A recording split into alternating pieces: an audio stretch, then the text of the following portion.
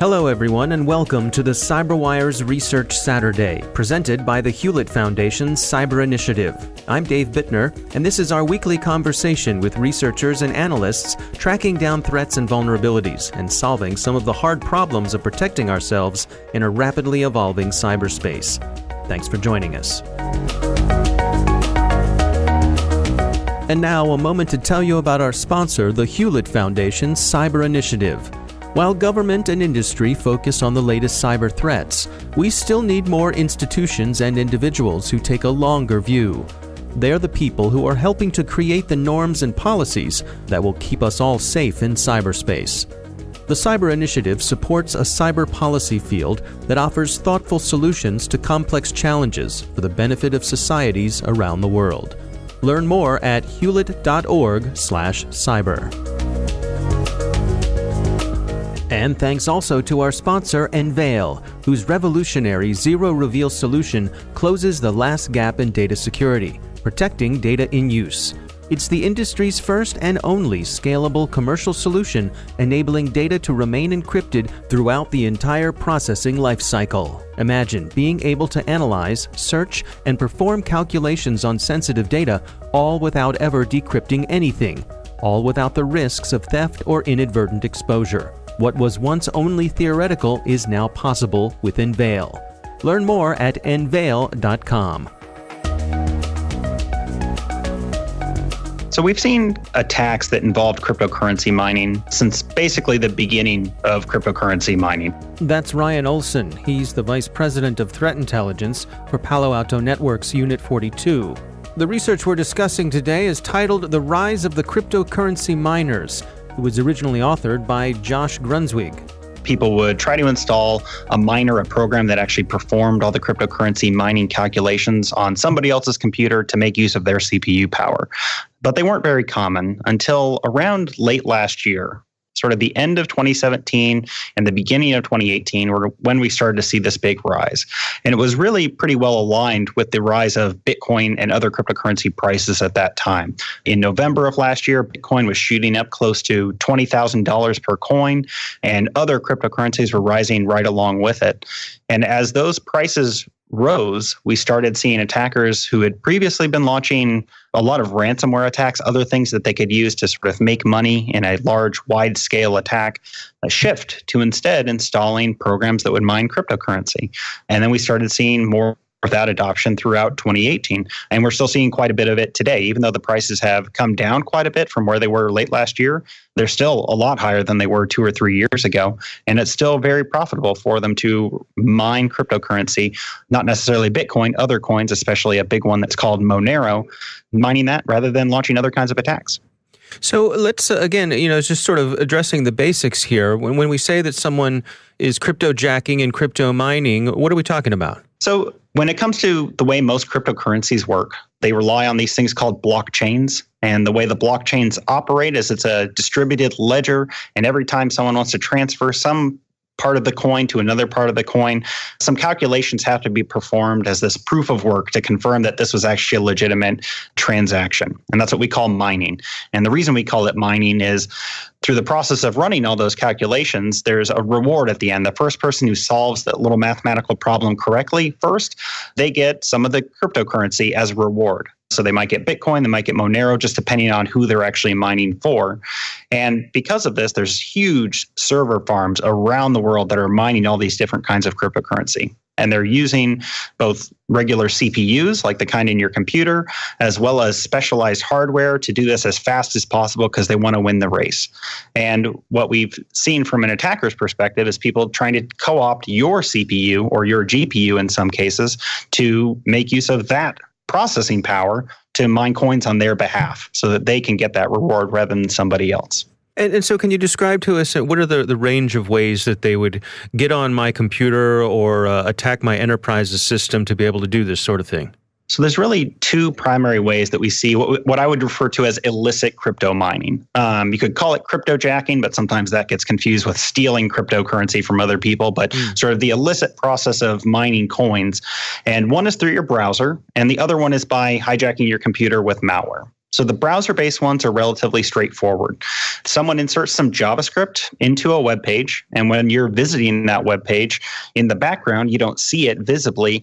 There is cryptocurrency being mined. Your CPU is being used just by your browser to try and mine cryptocurrency. And this was originally started as a way for people to, make money off of views to their website that didn't require them selling ads. It sort of made sense. You loan a little bit of your CPU power while you're visiting someone's website. If they tell you about it, that's totally okay. They can say, we're not going to show you any ads, but, we're going to use a little bit of your CPU time while you're on our page.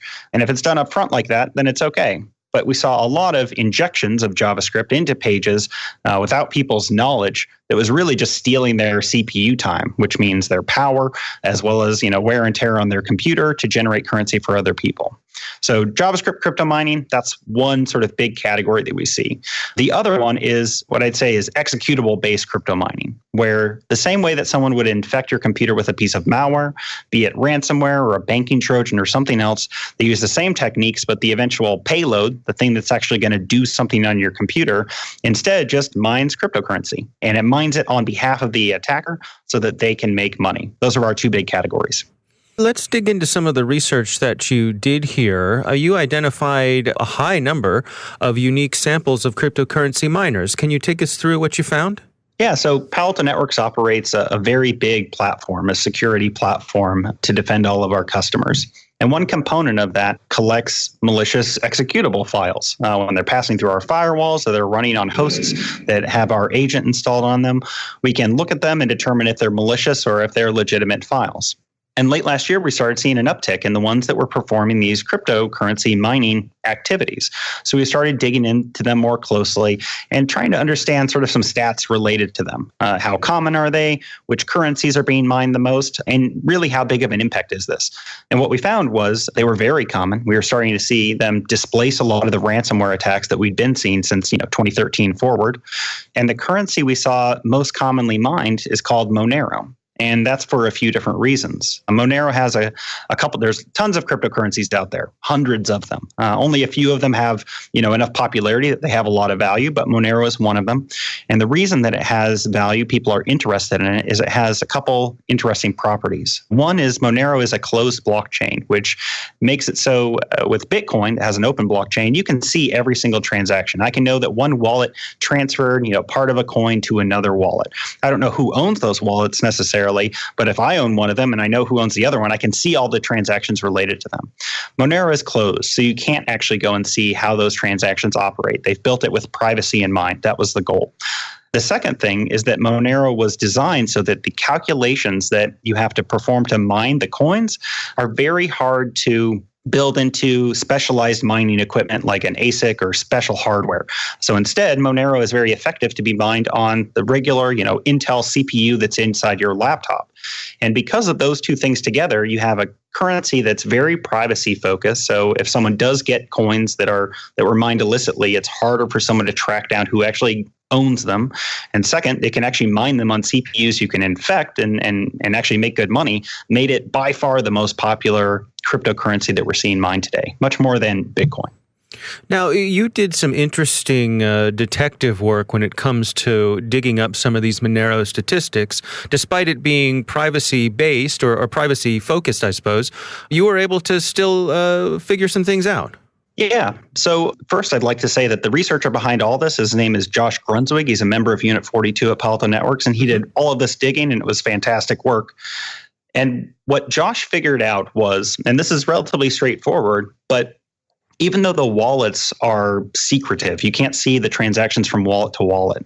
The way that the mining system works is that people mine all these computers together into what's called pools of miners who are all working together. And the reason for that is, if you were to just run a single computer and you're trying to mine the next block in the blockchain for Monero, the chance of you being successful is extremely low on a single computer because there's so many other computers that are competing, and it's just one system that actually gets the reward. And those rewards only come out every few minutes. So you could spend a lot of time and a lot of power and not get anything. So instead, people combine together into what we call mining pools. So if you get, let's say, 10,000 computers all together into a mining pool, and you're all working together and you agree that based off of the amount of calculations that you performed, you're going to split the reward evenly across your pool, then you can get a much more consistent return. So what the people who are running these illicit cryptocurrency mining attacks were doing is actually working inside these pools, which means if you can find information from the pool, you can say, look at the malware and see which pool it's working with, and look at the identification number that's actually coming in the miner. It has to tell the pool, hey, I'm this ID number, so that it can actually get credit for its mining operations. We can actually find out from the pool how successful each of those miners was.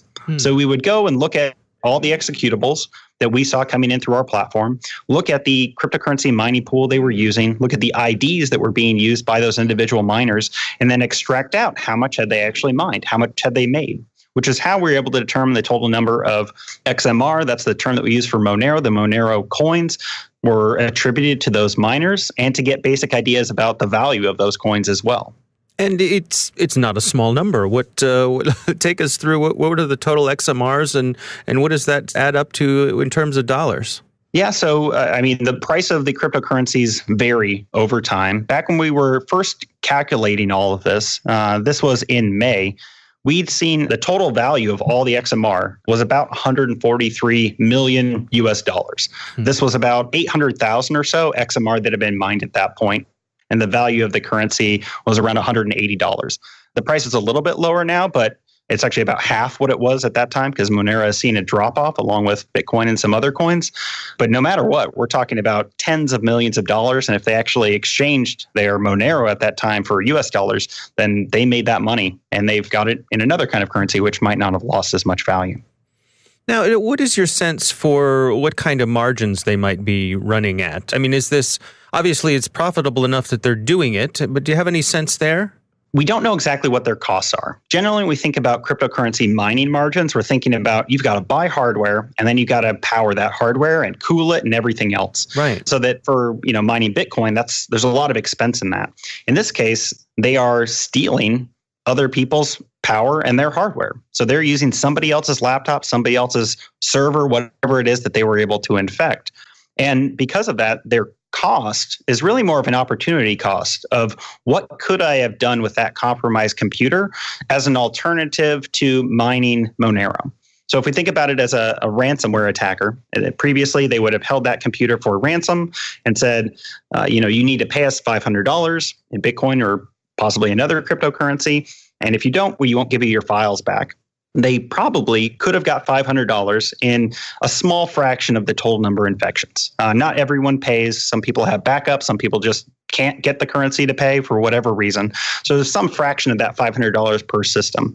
So they have to do that calculation of what would my return have been on a host if I could have used it for an alternative purpose like ransomware compared to running this miner for a certain amount of time. And that involves how do I keep my miner on the host as long as possible and keep it stealthy? Because if it only mines for 5 minutes, you're not going to make very much money. If it mines for a year, that could be a really big payoff for the attacker compared to what they might have made on the same host for ransomware. And the second thing to consider when it comes to that ROI calculation compared to the trade-off is where's this computer located? And this is something that I think is most advantageous for the crypto miners right now.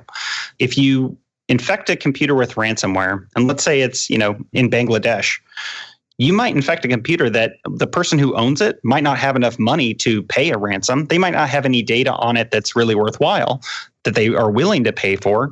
But if you infect it with a crypto miner, it's the same computer. It still runs at the same clock rate as that computer in another place in the world, no matter who owns it and what kind of data is on it. Which means from an indiscriminate attack perspective, sort of just targeting as many systems as possible, you can be really effective with crypto mining, and you just might not be as effective with ransomware. With ransomware, you've got to make sure you target the language correctly. You've got to make sure the person is capable of understanding the message of, hey, we're holding your files for ransom. You've got to make sure that they also then have money and are able to pay it up. And all of that has a cost associated with it, either time or just sort of wasted infections, basically. So some attackers might be starting to choose, hey, if I know that the system that I'm going to infect is in a certain location or of a certain type, maybe I install a miner on that and I'll focus my ransomware efforts in places where people are more likely to pay up. It seems that the cryptocurrency mining is more of a nuisance problem rather than the catastrophic problem that ransomware can be. Absolutely. If I have the cryptocurrency running on my system, I might not even know, and it's not going to be the bad day that the ransomware attack is going to be. It's not going to attract my attention. I'm not going to call law enforcement.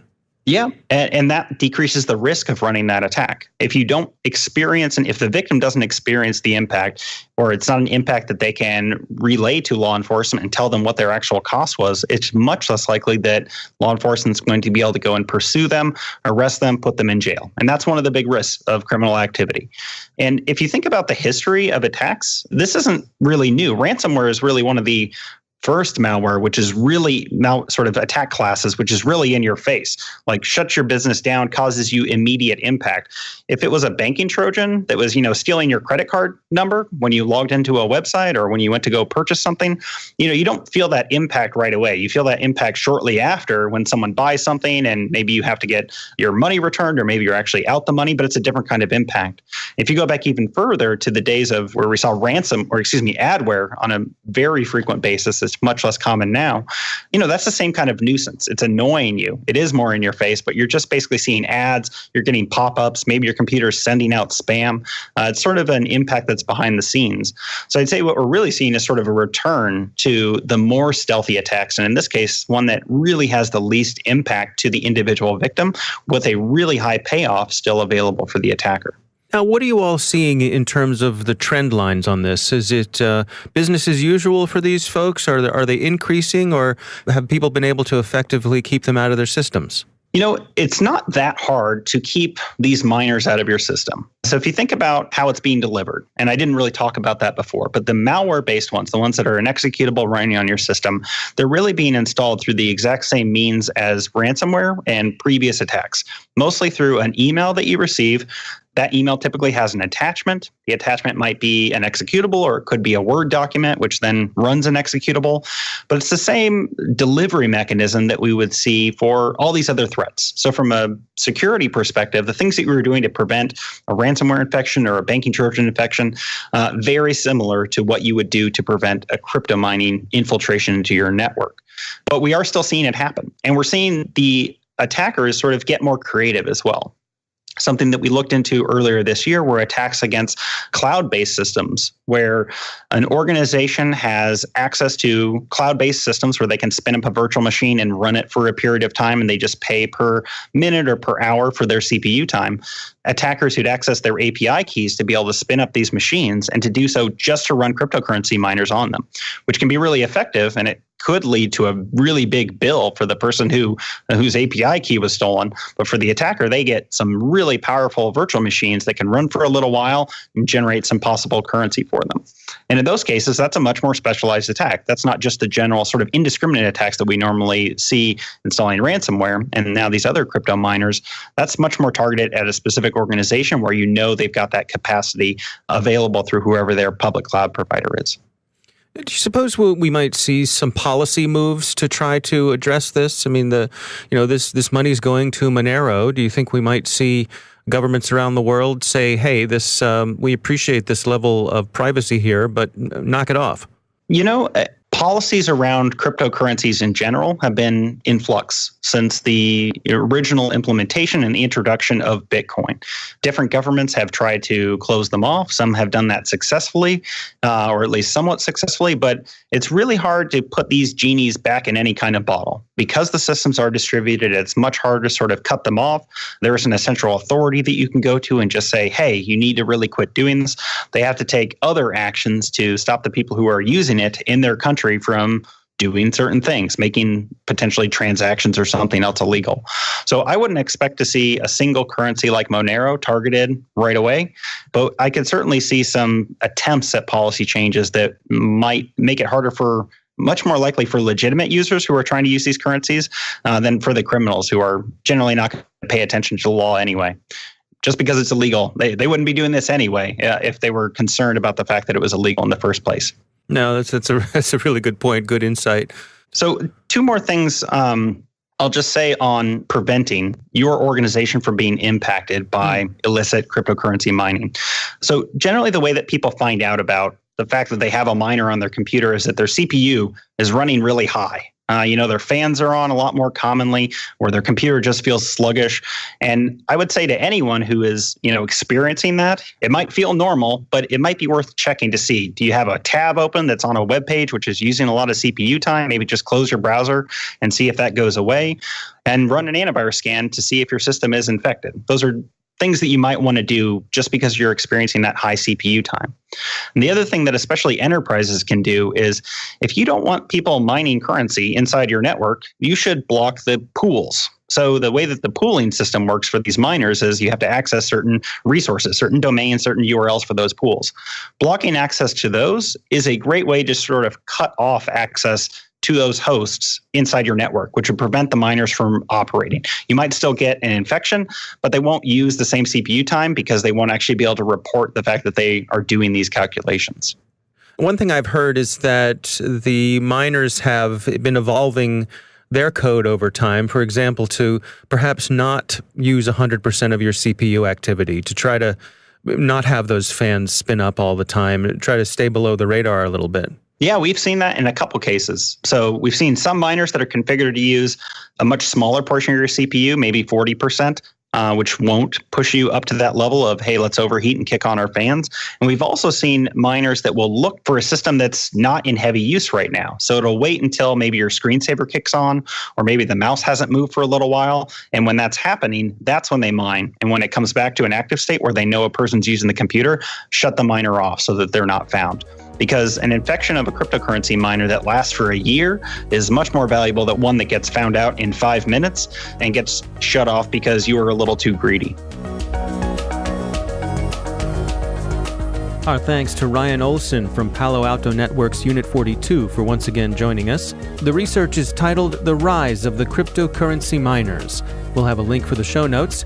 You can also find it on the Unit 42 blog. Thanks to the Hewlett Foundation's Cyber Initiative for sponsoring our show. You can learn more about them at hewlett.org/cyber. And thanks to Enveil for their sponsorship. You can find out how they're closing the last gap in data security at enveil.com. The CyberWire Research Saturday is proudly produced in Maryland out of the startup studios of Data Tribe, where they're co-building the next generation of cybersecurity teams and technology. The coordinating producer is Jennifer Iben, editor is John Petrick, technical editor is Chris Russell, executive editor is Peter Kilpie, and I'm Dave Bittner. Thanks for listening.